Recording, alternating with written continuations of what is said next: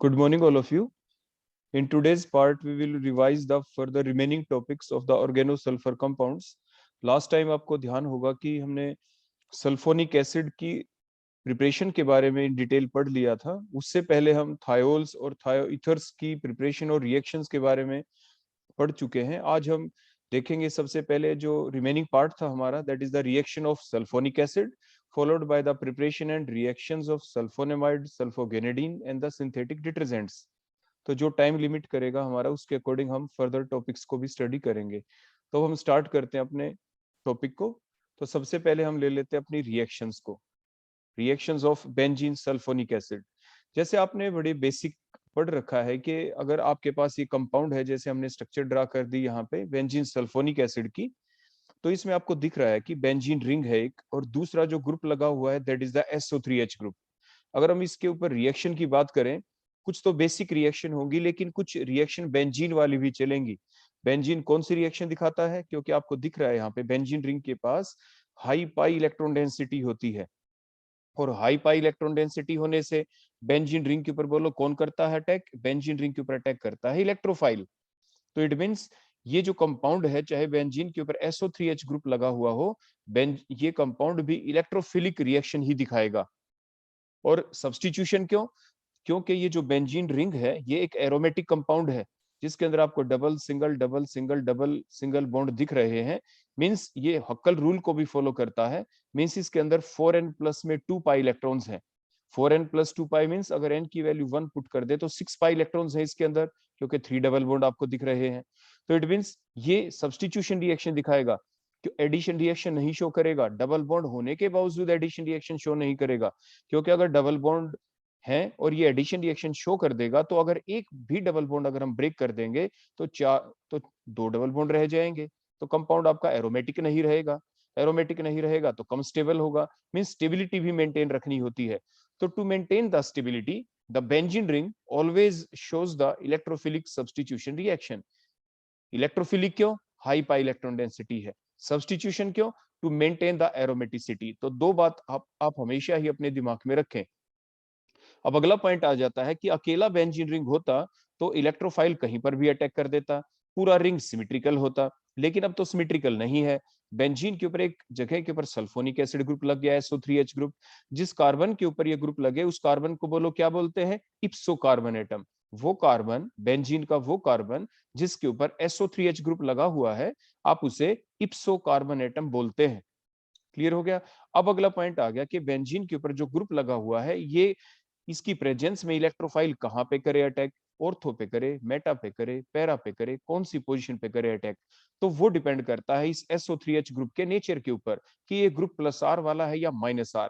अब आपको दिख रहा है कि SO3H ग्रुप के अंदर जो बेंजीन से डायरेक्टली अटैच एटम है वो तो सल्फर है। उस सल्फर ने कैसे बॉन्ड बना रखे आपको दिख रहे हैं, देखो S डबल बॉन्ड हो, फिर S डबल बॉन्ड हो गया ना डबल बॉन्ड।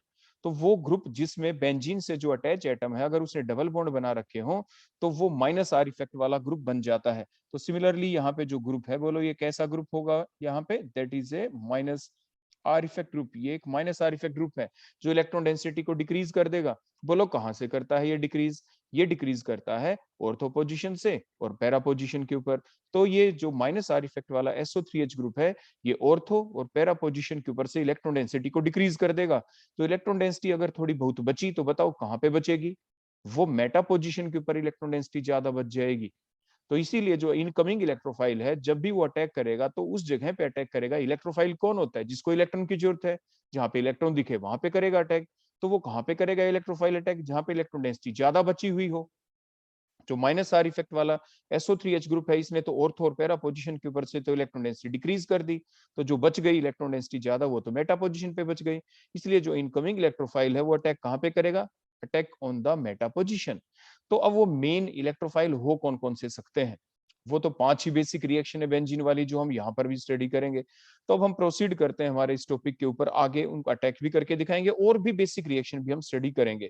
तो सबसे पहले हम आपको बेसिक रिएक्शन बता देते हैं, उसके बाद ये इलेक्ट्रोफिलिक सब्स्टिट्यूशन रिएक्शन भी हम करेंगे।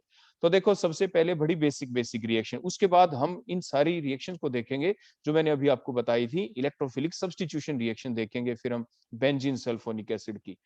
तो सबसे पहले जो बड़ी सिंपल रिएक्शन है वो हम स्टडी कर लेते हैं। सिंपल रिएक्शन मींस, आप बड़े ध्यान से देखो, इस सल्फोनिक एसिड ग्रुप के अंदर जो SO3H ग्रुप है, इसके ऊपर आपको एक OH ग्रुप भी लिखा हुआ दिख रहा है। देखो ये रहा OH। It means it can show the reaction of OH group. Mean जो एल्कोहलिक ग्रुप की जो रिएक्शन होती है OH ग्रुप की, तो ये शो कर सकता है। तो आपने देखा, देखो बोलो हमने कौन से रिएजेंट डाले। आप करते थे ना, how can you convert the ethanol into chloroethane. Means OH group को हटा के Cl लगाना हो तो क्या करते हैं, OH ग्रुप को हटा के Cl ग्रुप लगाना हो तो आपके पास डिफरेंट ऑप्शन थी। बताओ क्या क्या ऑप्शन थी। PCl5 डाल दें, PCl3 डाल दें, या SOCl2 डाल दो। जिसको आपको ध्यान हो, जिसको सबसे बेस्ट मेथड कहा गया था, जो कि एक डार्जन रिएक्शन जिसका नाम था, थी ना डार्जन रिएक्शन, ये बेस्ट मेथड था। क्यों था ये बेस्ट मेथड, क्योंकि इसमें SOCl2 जब डालते हैं तो SOCl2 के अंदर से SO और OH का O, तो SO2 गैस निकल जाती। दूसरा, SOCl2 का एक Cl और OH का देखो H, तो HCl गैस निकल जाती। Cl यहाँ पे लग जाएगा, तो बोलो आपका कंपाउंड क्या बन गया, OH ग्रुप हट गया और क्या लग गया, बोलो Cl। तो ये डार्जन रिएक्शन इसलिए सबसे बेस्ट रिएक्शन कही जाती थी, क्योंकि इसमें side product are gases, SO2 gas, HCl gas released हो जाती थी। तो हमें सेपरेशन की जो प्रॉब्लम होती है after the formation of the final product, उसकी दिक्कत नहीं आती थी। एक रिएक्शन और भी थी, आपको ध्यान हो, एक रिएजेंट और भी था, ग्रूव्स रिएक्शन, जिसमें आप क्या डालते थे, HCl ओब्लिक में एनहाइड्रस जिंक क्लोराइड। तो आप वो भी यहाँ पर यूज कर सकते हैं। मींस हमने क्या सीखा इस रिएक्शन में कि OH ग्रुप को हटाया और Cl ग्रुप लगा दिया। कंपाउंड जो बन गया, बोलो कौन बना, बेंजीन सल्फोनाइल क्लोराइड। आपको ध्यान होगा, जब हमने आपको एमीन्स वाला चैप्टर पढ़ाया था आपके, तो उस एमीन वाले चैप्टर में आपने सीखा था कि how can you differentiate primary, secondary और द टर्शियरी एमीन, पढ़ा था ना आप लोगों ने। और तो उसको, उसके लिए सबसे बेस्ट मेथड कौन सा होता था, हिंसबर्ग मेथड। हिंसबर्ग मेथड के अंदर जो एक रिएजेंट था जो यूज करते थे हम प्राइमरी, सेकेंडरी और टर्शियरी एमीन को डिफरेंशिएट करने के लिए, वो हिंसबर्ग रिएजेंट कौन था, वो यही तो था जो अभी हमने प्रोडक्ट की फॉर्म में बनाया है, benzene sulfonyl chloride. That is also called as the Hinsberg reagent, that is used by the scientist Hinsberg to differentiate the primary, second and the tertiary amine। Clear हो गया। तो ये थी रिएक्शन जिसमें, और जैसे ही कोई प्रोडक्ट बने, अगर उसके बारे में आपने पहले कभी पढ़ रखा हो तो आपके दिमाग में ऐसी चीजें आ जानी चाहिए। इसके बाद नेक्स्ट देखो, अगर हम फर्दर इसमें अमोनिया डाल दें, देखो वही बेसिक रिएक्शन चली हुई है।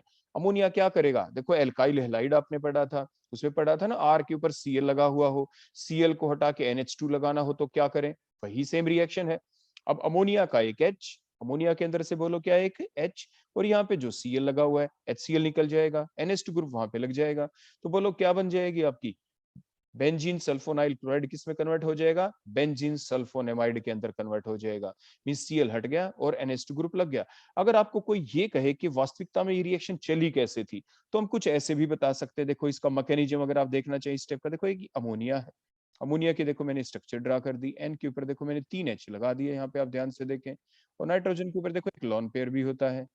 अब क्या हुआ, ये नाइट्रोजन अपने लोन पे डोनेट की सल्फर के ऊपर, लेकिन सल्फर के आप देखे बड़े ध्यान से, पहले से ही 6 बॉन्ड है, क्योंकि ग्रुप 16 का एलिमेंट है, ये 7 बॉन्ड तो बना नहीं सकता, एक बॉन्ड टूटेगा जरूर। तो सबसे पहले तो वीक पाई बॉन्ड की शिफ्टिंग होगी, लेकिन फाइनली ये जो Cl है, ये दोनों इलेक्ट्रॉन लेके देखो यहाँ से ऐसे निकल गया।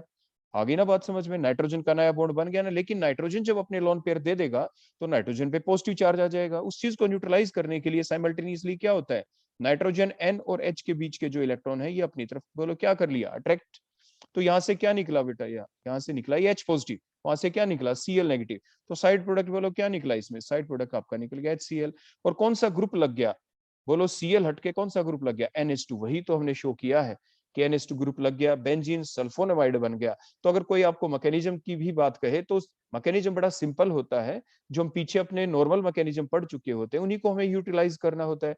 तो आपने इस रिएक्शन में देखा कि किस तरह से बेंजीन सल्फोनिक एसिड को हमने बेंजीन सल्फोनाइल क्लोराइड में कन्वर्ट किया, और बाद में बेंजीन सल्फोनाइल क्लोराइड को कैसे हमने बेंजीन सल्फोन एमाइड के अंदर कन्वर्ट किया। अब नेक्स्ट देखें, अगर हम डायरेक्ट डाल देते, देखो अमोनिया बेंजीन सल्फोनिक एसिड में, यहाँ पे तो हमने पहले क्या करके दिखाया आपको, OH ग्रुप को हटा के पहले Cl लगाया, फिर Cl ग्रुप को हटा के NH2 ग्रुप लगाया। आपके दिमाग में क्वेश्चन आया होगा कि ऐसा क्यों किया, क्या हम डायरेक्ट OH ग्रुप को हटा के NH2 ग्रुप नहीं लगा सकते, वो भी लगा सकते हो। अगर आप डायरेक्ट NH3 डाल देते, सिमिलर वही सेम मैकेनिज्म जैसे आपको बताया गया कि यहाँ से तो OH और अमोनिया का एक H वाटर निकल जाएगा एज ए साइड प्रोडक्ट, और NH2 ग्रुप फिर से भी लग जाएगा यहाँ पे। देखो फिर वही बन गया बेंजीन सल्फोनेमाइड। क्लियर हो गया। तो बेंजीन सल्फोनाइड सल्फोनेमाइड जब आपको बनाना हो तो आप पेपर में तो आपसे कैसे भी पूछा जा सकता है ना, टू फाइंड आउट एबीसी करके पूछ ले, या ऐसे कह दे what will happen when benzene sulphonic acid initially react with SOCl2 followed by reaction with NH3, तो आपको पहले वाला रूट याद रखना होगा। अगर डायरेक्ट पेपर में आ जाए what will happen when benzene sulphonic acid react with ammonia, तो आपको वन स्टेप वाली ही सीधी रिएक्शन लिखनी होगी, तो बेंजीन सल्फोनामाइड आपका ऐसे बन जाएगा। तो मींस पेपर में तो क्वेश्चन कैसे भी एग्जामिनर दे सकता है, तो आपको हर तरीके से अपने आप को तैयार रखना है। उसके बाद नेक्स्ट देखें, हमने डाल दिया बेंजीन सल्फोनिक एसिड के अंदर कोई base NaOH। Sulphonic acid is an acidic group, आप जानते हैं ये एक एसिडिक ग्रुप है। आपने ये भी पढ़ा है कि ये जो सल्फोनिक एसिड है it is more acidic than even than carboxylic acid group, क्योंकि इसमें H पॉजिटिव लॉस होने के बाद नेगेटिव चार्ज का डिस्पर्सल ज्यादा होगा। देखो O नेगेटिव होता है और H पॉजिटिव, अगर ये H पॉजिटिव यहां से लॉस हो जाए तो जो O के ऊपर जो नेगेटिव चार्ज है इसका डिस्पर्सल ज्यादा क्यों होगा, क्योंकि O के ऊपर जो नेगेटिव चार्ज है देखो यहाँ पे ये शिफ्ट हुआ इस ऑक्सीजन की तरफ, ऐसे ही इसके ऊपर नहीं दूसरी ऑक्सीजन की तरफ भी ऐसे डॉट डॉट करके मैंने दिखाया, उधर भी तो शिफ्टिंग हो सकती है। मींस नेगेटिव चार्ज का डिस्पर्सल एक नहीं बल्कि दो दो और ऑक्सीजन के ऊपर हो सकता है। इसीलिए जो H पॉजिटिव लॉस करके जो स्ट्रक्चर बनती है अगर वो जितनी ज्यादा स्टेबल होगी, जितना ज्यादा उसमें नेगेटिव चार्ज का डिस्पर्सल होगा वो उतना ही ज्यादा स्टेबल होगा। तो एसिड कौन होता है जो H पॉजिटिव आयन लॉस करके स्टेबल हो जाए, तो सल्फोनिक एसिड के अंदर H पॉजिटिव लॉस करने के बाद नेगेटिव चार्ज का डिस्पर्सल ज्यादा होता है। इट मींस इसके ऊपर जो SO3H ग्रुप लगा हुआ इट इज एसिडिक नेचर, और एसिडिक ग्रुप किसके साथ रिएक्ट करेगा, बेस के साथ। हमने क्या डाला NaOH, NaOH क्या है, बेस है। तो एसिड बेस के बीच जब कभी भी रिएक्शन होती है तो प्रोडक्ट क्या बनता है, कोई सॉल्ट बनता है। सिमिलरली यहाँ पर भी सॉल्ट बनेगा, मींस SO3 नेगेटिव और NaOH के अंदर क्या है, Na पॉजिटिव है OH नेगेटिव है, तो बोलो साइड प्रोडक्ट क्या निकला, वाटर, क्योंकि H पॉजिटिव आया सल्फोनिक एसिड के अंदर से और NaOH के अंदर से OH नेगेटिव, तो water as a side product और सॉल्ट बन गया। देखो ये बन गया सॉल्ट। बेंजीन के ऊपर कौन सा ग्रुप लग गया, SO3 negative Na positive, means sodium salt of sulphonic acid आप इसे कहते हैं। क्या नाम है इसका, sodium salt of sulphonic acid. अगर हम फर्दर इसमें लगातार डाले जाएं बेस, एक्सेस में बेस डाल दें, देखो ऐसे, तो क्या होता, अगर एक्सेस में डाल देंगे तो उसी टाइप से आपने फिनोल की प्रिपरेशन पढ़ी थी, देखो ये Na2 और SO3 देखो ऐसे करके ये आपका साइड प्रोडक्ट निकल जाएगा, Na2SO3 बच गया, OH बेंजीन रिंग के ऊपर लग जाएगा तो आपका फिनोल बन गया। तो इस तरीके से आप बेंजीन सल्फोनिक एसिड को किस में कन्वर्ट कर सकते हैं, फिनोल के अंदर भी आप कन्वर्ट कर सकते हैं। तो ये थी नेक्स्ट बड़ी सिंपल बेसिक रिएक्शन जो कभी आपने फिनोल वाले चैप्टर में पढ़ी थी। हर रिएक्शन आप कभी ना कभी पहले पढ़ चुके होते हैं। जो पहले बताई एल्काइल हैलाइड वाला पार्ट था, उसके बाद आपने देखा ये अल्कोहल वाला पार्ट था, क्योंकि OH को हटा के कोई भी ग्रुप लगाते हैं तो अल्कोहल वाली रिएक्शन थी वो आपकी। अब हम देखते हैं अपना नेक्स्ट, अगर हमारे पास जो अभी हमने NaOH डाला सेकंड स्टेप में, अगर हम NaOH ना डालें NaSH डाल दें, सोडियम थायोल डाल दें, तो क्या होता, तो बड़ी सिंपल बात देखो वही कि जो यहाँ पे Na2SO3 निकला है वो तो वही निकलेगा ना उसी टाइप से, देखो Na2SO3 देखो ऐसे। अब की बताओ OH की बजाय क्या बच गया, SH बच गया, तो बेंजीन के ऊपर कौन सा ग्रुप लग जाएगा, SH, तो मींस बन जाएगा बेंजीन थायोल।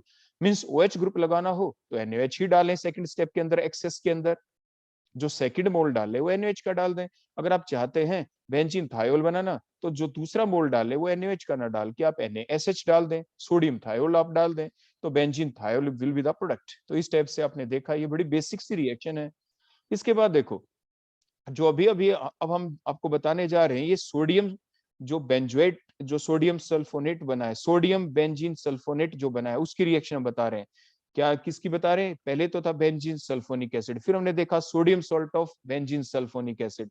तो sodium salt of benzene sulphonic acid की क्या क्या रिएक्शन है, हमारे पास सल्फोनिक एसिड ग्रुप अगर सॉल्ट की फॉर्म में प्रेजेंट हो तो वो क्या क्या रिएक्शन शो कर सकता है। NaOH डाला तो देखा फिनोल बन गया, अगर हमने NaSH डाला तो आपने क्या देखा, क्या बन गया, आपका बन गया बेंजीन थायोल। सिमिलरली अगर हम इसमें डाल दे NaCN तो बताओ क्या बनना चाहिए, उसी टाइप से NaCN है तो Na तो किसको ले जाएगा बताओ, Na तो ले जाएगा Na2SO3, उसी टाइप से सोडियम सल्फाइट, ये ध्यान रखें Na2SO3 को क्या बोलते हैं, सोडियम सल्फाइट, ये निकल गया। प्लस बोलो कौन बच गया, CN, तो बेंजीन के ऊपर कौन सा ग्रुप लग गया, बेंजीन के ऊपर CN लग गया, तो बेंजो नाइट्राइल बन गया, बोलो कौन बन गया, बेंजो नाइट्राइल। सिमिलरली अगर हम इसमें NaNH2 डाल दें तो क्या होगा, बिल्कुल उसी टाइप से रिएक्शन, जो NaNH2 आपने ये रिएजेंट पहले भी सुन रखा है, NaNH2 it act as a base, ये बेस का काम करता था, बोलो कहां पे आपने पढ़ा है ये, ये आपने पढ़ा था जब आप लोअर एल्काइन को हायर एल्काइन में कन्वर्ट करते थे। जो लोअर टर्मिनल एल्काइन होती थी ना, जैसे इथाइन, कोई कह दे उसको प्रोपाइन में कन्वर्ट करें, मतलब एक एच हटा के जब आपको कन्वर्ट करना होता था और कोई CH3 ग्रुप आपको लगाना होता था, तो जो वो बेस टर्मिनल एल्काइन का जो H था उसको H पॉजिटिव की फॉर्म में जो लेके जाता था वो यही तो होता था NH2 नेगेटिव। आपको ध्यान होगा एल्काइन वाले चैप्टर में हमने पढ़ा था, तो ये रिएजेंट वहां से हम लेके आए। It act as a base, ये भी बेस का यहाँ पे काम कर रहा है। तो बोलो कौन ले गया? Na2SO3। तो देखो यहाँ से निकल गया, बच गया कौन? NH2 negative. अब ये बेंजीन रिंग के ऊपर अटैच हो जाएगा। प्रोडक्ट बोलो क्या बना? एनिलीन। तो इस टाइप से आपने देखा कि आप कैसे पेपर में आ जाए, how can you convert benzene sulphonic acid into phenol, ये आ सकता है। How can you convert benzene sulphonic acid into benzene thiol आ जाए। How can you convert benzene sulfonic acid into benzonitrile? या how can you convert benzene sulfonic acid into aniline? या how can you convert benzene sulfonic acid into benzene sulfonyl chloride, जिसे आप Hinsberg reagent भी कहते हैं? या how can you convert benzene sulfonic acid into benzene sulfonamide? Means कैसे भी conversion आ सकता है। क्लियर हो गई बेटा यहाँ तक सारी बातें? तो पीछे की चीजें आपको भूलनी नहीं होती, बेस हमेशा माइंड में रखना ही है। जिस बच्चे को पीछे का बेस आप में से देखो याद था, उसको ये लग रहा होगा कि हाँ ये रिएक्शन तो बड़ी आसान है, ये तो हमने पढ़ ही रखी थी। अब हम नेक्स्ट चलते हैं हमारे अगले पार्ट के ऊपर, जो मैंने आते ही आपको थोड़ा बेसिक इसलिए बताया था ताकि जो मैं रिपीट करके इन रिएक्शन को बताऊं तो आपके दिमाग में फ्रेश हो जाए। Next part is the electrophilic substitution reaction of benzene sulphonic acid. हमने क्या किया, ये दोबारा से स्ट्रक्चर बना दी बेंजीन सल्फोनिक एसिड की। जो ग्रुप लगा हुआ है SO3H में पहले ही आपको बता चुका हूं, ये कैसा ग्रुप है? It is A -R effect group. अगर ये -R इफेक्ट ग्रुप है तो क्या होगा? ये इलेक्ट्रॉन डेंसिटी को डिक्रीज कर देगा। बोलो कहां से डिक्रीज करेगा इलेक्ट्रॉन डेंसिटी को? बेंजीन रिंग के ऊपर से। कौन कौन सी पोजीशन से करेगा ये डिक्रीज ज्यादा? कहां पे चलता है इफेक्ट? हमेशा बेसिक चीज है, चाहे इफेक्ट +R होता चाहे -R, उसका असर हमेशा ऑर्थो पैरा पोजीशन के ऊपर होता है। +R इफेक्ट वाला ग्रुप होता, जैसे OH ग्रुप, तो कहां पे इलेक्ट्रॉन डेंसिटी को बढ़ाता? ऑर्थो पैरा पे। ये -R इफेक्ट वाला ग्रुप है तो इलेक्ट्रॉन डेंसिटी को डिक्रीज करेगा, तो भी कहां से करेगा? वहीं से, ऑर्थो और पैरा पोजीशन के ऊपर से। तो इसने -R इफेक्ट वाले SO3H ग्रुप ने ऑर्थो पैरा पोजीशन के ऊपर से इलेक्ट्रॉन डेंसिटी को डिक्रीज कर दिया। मेटा पोजीशन के ऊपर ही अब सारी इलेक्ट्रोफिलिक सब्स्टिट्यूशन रिएक्शन चलेंगी। लेकिन क्योंकि SO3H ग्रुप ने अपने -R इफेक्ट से इलेक्ट्रॉन डेंसिटी को डिक्रीज कर दिया है, लाइक कार्बोक्सिलिक एसिड के बारे में आपने जब पढ़ा था आपको ध्यान होगा, इलेक्ट्रॉन डेंसिटी जब डिक्रीज हो जाती है, बेंजीन के ऊपर NO2 ग्रुप होता, बेंजीन के ऊपर क्या होता है? SO3H की जगह अगर NO2 ग्रुप होता वो भी -R इफेक्ट वाला ग्रुप होता है। तो -R इफेक्ट वाले ग्रुप जब कभी भी इलेक्ट्रॉन डेंसिटी घटाते हैं, डिक्रीज करते हैं, तो इतनी ज्यादा डिक्रीज कर देते हैं कि इतनी कम इलेक्ट्रॉन डेंसिटी रह जाती है मेटा पोजीशन के ऊपर, ऑर्थो पैरा के ऊपर से बिल्कुल ही खत्म कर दी।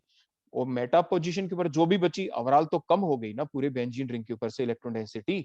तो पूरे बेंजीन रिंग के ऊपर तो इलेक्ट्रॉन डेंसिटी कम ही है, थोड़ी बहुत अगर है तो मेटा पोजीशन के ऊपर ही बची हुई है। तो वहां पे कौन अटैक करेगा? कौन छीन सकता है वहां से इलेक्ट्रॉन? कोई स्ट्रॉन्ग इलेक्ट्रोफाइल, कोई वीक इलेक्ट्रोफाइल अटैक नहीं कर सकता। तो ये आप पहले ही पढ़ चुके हैं, जो बेसिक 5 रिएक्शन है बेंजीन की, nitration, sulphonation, halogenation, Friedel-craft alkylation, acylation, जो भी हम आपको बताने वाले हैं, तो इनमें से सिर्फ वही रिएक्शन हो सकती है जिसमें कोई स्ट्रॉन्ग इलेक्ट्रोफाइल हो। स्ट्रॉन्ग इलेक्ट्रोफाइल अभी आप देख पाएंगे स्टेप बाय स्टेप, देखो किस में होता है।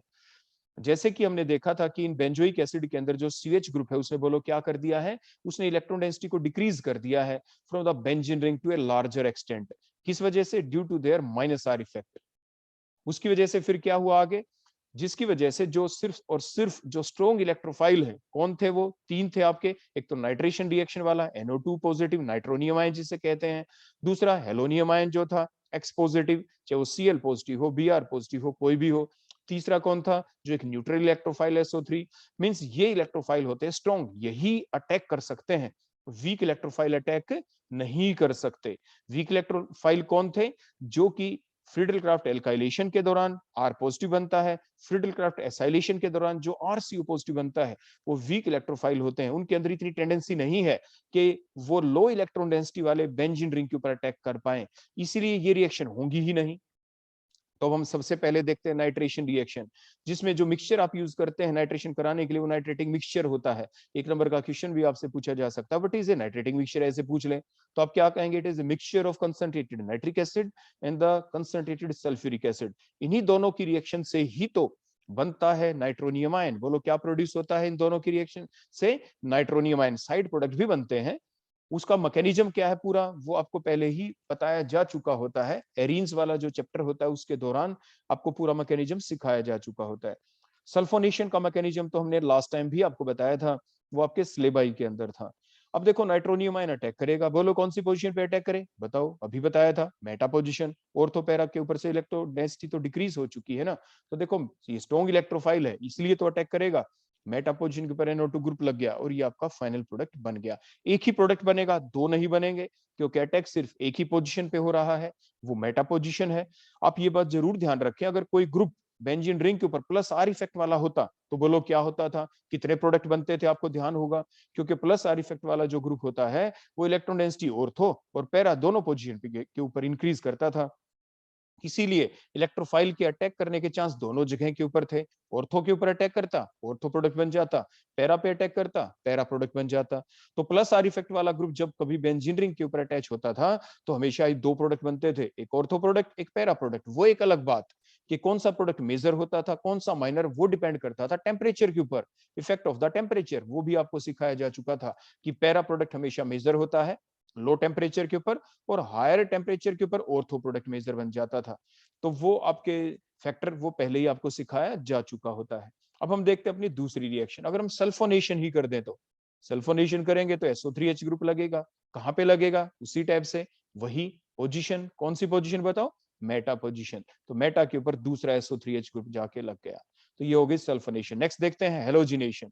हेलोजिनेशन करेंगे तो हेलोनियम आयन देखो प्रोड्यूस हो जाएगा। AlCl3 जो कि एक लेविस एसिड का काम करता है, ये AlCl3 क्या करता है, आपको पहले बताया गया था कि जो Cl2 होता है, देखो Cl सिंगल बॉन्ड Cl, इसमें जो AlCl3 को दो आप पहले ही देखो सीख चुके हैं कुछ ऐसे 1 2 3 अगर हम बॉन्ड दिखाएं ऐसे तो ग्रुप 13 का एलिमेंट है एल्यूमिनियम, इसके पास एक वैकेंट देखो p ऑर्बिटल होता है, इसको इलेक्ट्रॉन चाहिए तो एक Cl विद इलेक्ट्रॉन अटैक करता था इसके वैकेंट ऑर्बिटल के अंदर, तो साइड प्रोडक्ट तो AlCl4 नेगेटिव बन जाता था और ये बन जाता है Cl पॉजिटिव। तो ये बन गया ना आपका इलेक्ट्रोफाइल।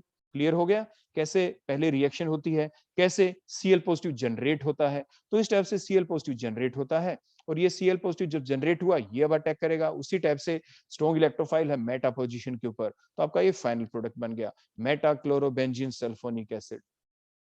लेकिन अगर अब हम बात करें अपने किन चीजों की, कि जो हमारी रिएक्शन है बची हुई, कौन सी दो रिएक्शन बताओ, फ्रीडल क्राफ्ट ये एल्काइलेशन हो गई, जिसमें कोई RCl ग्रुप हम डाल दें, RCl कंपाउंड डाल दें, R की वैल्यू जैसे हमने CH3 पुट कर दी, वो आप कोई भी वैल्यू ले सकते हैं। लेकिन यहाँ पे आपका जो AlCl3 है उसी टाइप से जैसे ऊपर बताया ये Cl को ले जाएगा अपने साथ, बिल्कुल ले जाएगा, Cl3 पॉजिटिव भी बन जाएगा, बिल्कुल बनेगा इलेक्ट्रोफाइल, तो इतनी रिएक्शन तो हो जाएगी।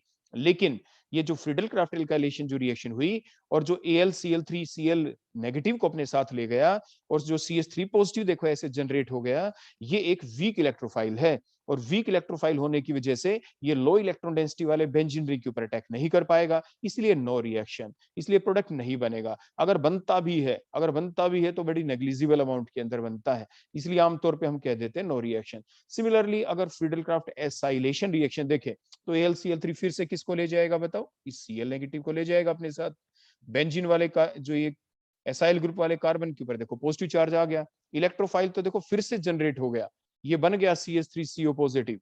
लेकिन अब ये अटैक तो नहीं कर सकता ना बेंजीन रिंग के ऊपर, क्योंकि ये एक वीक इलेक्ट्रोफाइल है। ये अटैक तो सिर्फ उस बेंजीन रिंग के ऊपर कर सकता है, उस रिंग के ऊपर कर सकता है जिसके ऊपर हाई इलेक्ट्रॉन डेंसिटी हो। लेकिन इस बेंजीन रिंग के ऊपर तो हाई पाई इलेक्ट्रॉन डेंसिटी बची नहीं, क्योंकि माइनस आर इफेक्ट वाले SO3H ग्रुप ने उस इलेक्ट्रॉन डेंसिटी को डिक्रीज कर दिया था टू ए लार्जर एक्सटेंट, इसलिए बहुत कम इलेक्ट्रॉन डेंसिटी थी। बहुत कम इलेक्ट्रॉन डेंसिटी वाले बेंजीन रिंग के ऊपर ये वीक इलेक्ट्रोफाइल अटैक नहीं कर पाए, इसलिए ये भी रिएक्शन नहीं हुई।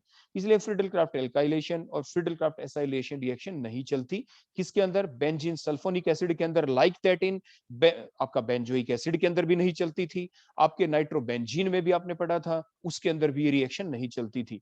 तो नाइट्रोबेंजीन में भी 3 ही रिएक्शन चलती थी, आपने पढ़ा था। बेंजोइक एसिड के अंदर भी यही 3 रिएक्शन चलती थी, आपने पढ़ा था। सिमिलरली यहाँ पर भी यही 3 रिएक्शन चलेंगी, नाइट्रेशन, सल्फोनेशन, द हेलोजिनेशन।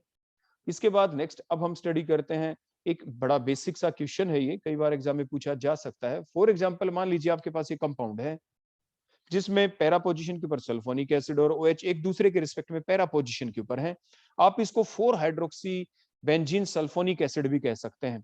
क्योंकि अगर नंबरिंग करें इसके रिस्पेक्ट में, देखो 1 2 3 एंड 4, तो क्या कहेंगे 4 हाइड्रोक्सी, 4 के ऊपर OH है तो 4 हाइड्रोक्सी बेंजीन सल्फोनिक एसिड, या कई बार इसको आप ऐसा भी कह सकते हैं कि पैराफिनोल सल्फोनिक एसिड या फिनोल सल्फोनिक एसिड, कॉमनली आप इसको कह सकते हैं, क्योंकि फिनोल तो है ही, SO3H ग्रुप लगा हुआ है, तो फिनोल सल्फोनिक एसिड भी आप इसे कह देते हैं।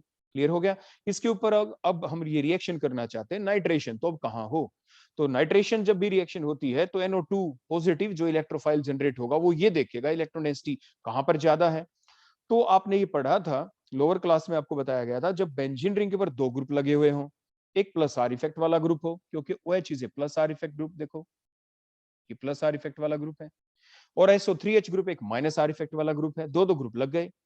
तो अब हमें किसकी तरफ ध्यान देना है, हमें ध्यान देना है जो इलेक्ट्रॉन देने वाला ग्रुप है वो कौन सा है। तो इलेक्ट्रॉन देने वाला ग्रुप बोलो कौन सा है, वो OH ग्रुप है। बताओ इलेक्ट्रॉन डेंसिटी कहां कहां करेगा इंक्रीज, वो इलेक्ट्रॉन डेंसिटी इंक्रीज करेगा ऑर्थो और पैरा पोजीशन के ऊपर। ऑर्थो पोजीशन तो देखो खाली है, जो ऑर्थो पोजीशन है विद रिस्पेक्ट टू OH वो तो वैकेंट है, देखो वहां पर तो कोई भी प्रेजेंट नहीं है, देखो ये रही position, that is the ortho position, ये दूसरी ऑर्थो पोजीशन। लेकिन पैरा के ऊपर तो SO3H ग्रुप लगा हुआ है पहले से, वो तो वैकेंट नहीं है, मींस वहां पे तो रिएक्शन नहीं चल सकती। दूसरा तरीका देखें, माइनस आर इफेक्ट वाला जो SO3H ग्रुप है, ये क्या कहता है, क्या कहता है ये रिएक्शन कहां चले, ये ऐसे कहता है भाई रिएक्शन है ना मेरे हिसाब से मेटा पोजीशन पे चलनी चाहिए। तो SO3H ग्रुप के हिसाब से मेटा पोजीशन बेटा कौन सी हुई, इसके हिसाब से जो मेटा पोजीशन है वो कौन सी पोजीशन बनी, जो OH ग्रुप के हिसाब से ऑर्थो पोजीशन है। OH ग्रुप की ऑर्थो, और SO3H जो ग्रुप है, इस SO3H ग्रुप के हिसाब से देखो ये ऑर्थो, और ये बेटा कौन सी पोजीशन होगी, मेटा होगी ना बेटा, बहुत अच्छी बात है।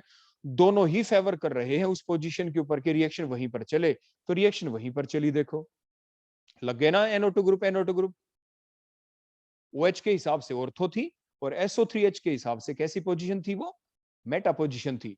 तो NO2 ग्रुप दोनों पोजीशन के ऊपर लगे। अगर हम फर्दर रिएक्शन चला दे नाइट्रेशन, तो अब क्या होगा, अब ऐसा होगा, आपको पता है स्ट्रोंगर इलेक्ट्रोफाइल वीकर इलेक्ट्रोफाइल को हटा देता है। अभी तो पढ़ी थी आपने पांचों reaction, nitration NO2 positive electrophile होता है, जो अभी नाइट्रेशन रिएक्शन हम कर रहे हैं इसमें NO2 पॉजिटिव इलेक्ट्रोफाइल आएगा।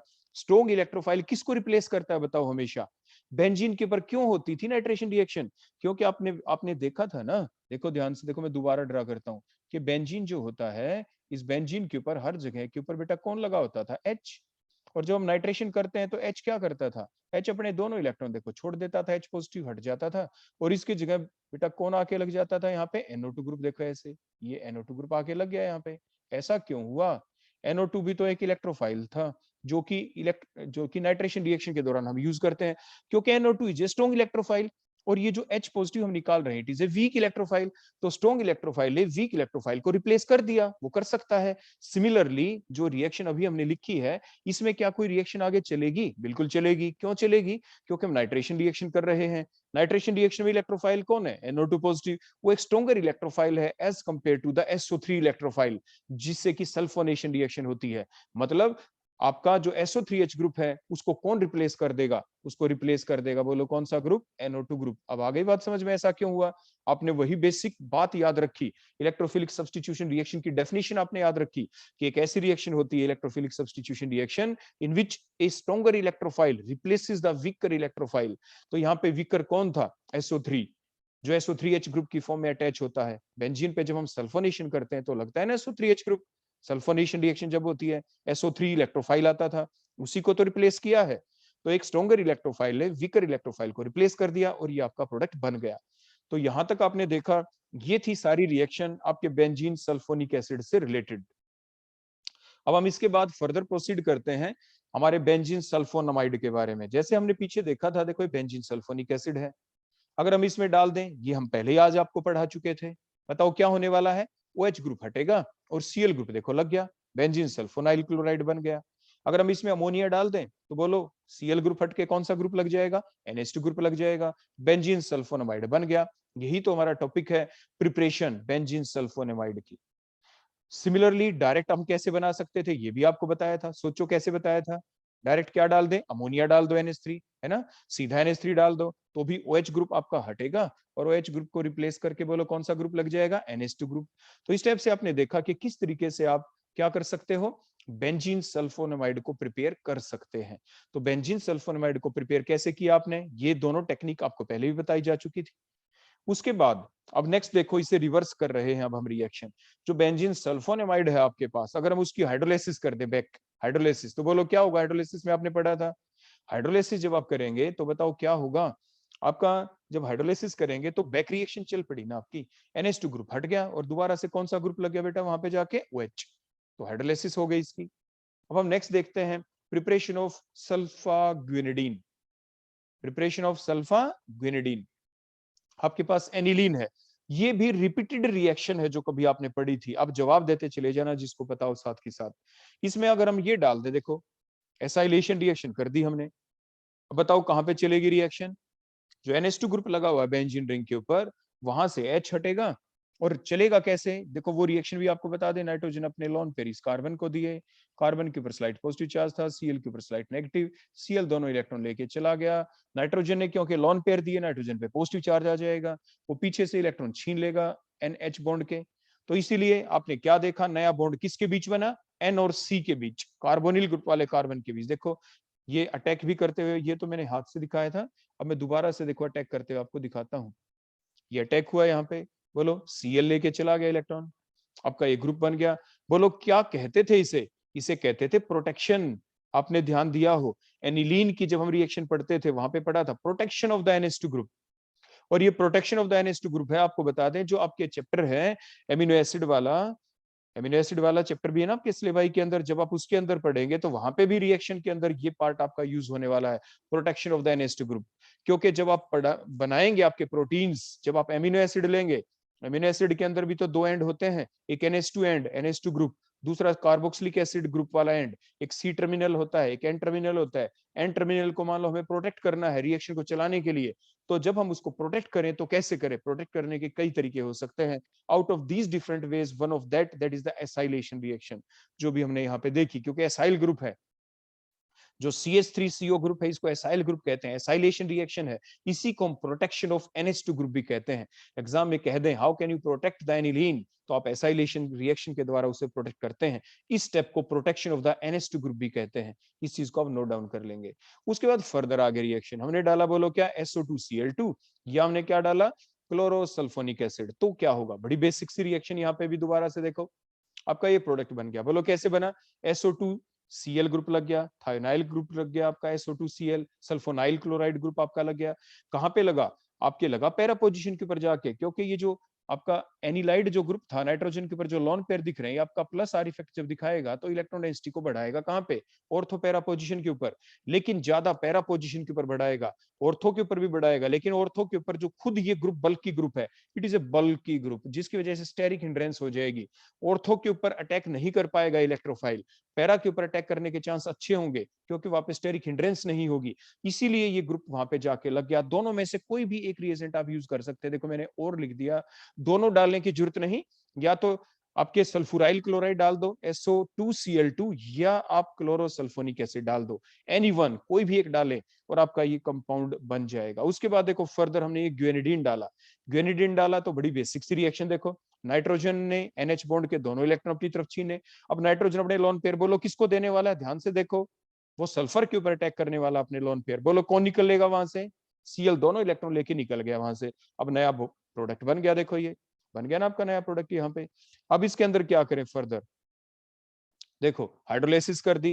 हाइड्रोलाइसिस को क्या कहते हैं, डीप्रोटेक्शन करना। हमने डीप्रोटेक्शन कर दी, ऊपर जो प्रोटेक्शन की थी सबसे पहली स्टेप में यहाँ पे, तो इधर H पॉजिटिव लग जाएगा और दूसरी साइड बेटा क्या लगेगा, OH नेगेटिव।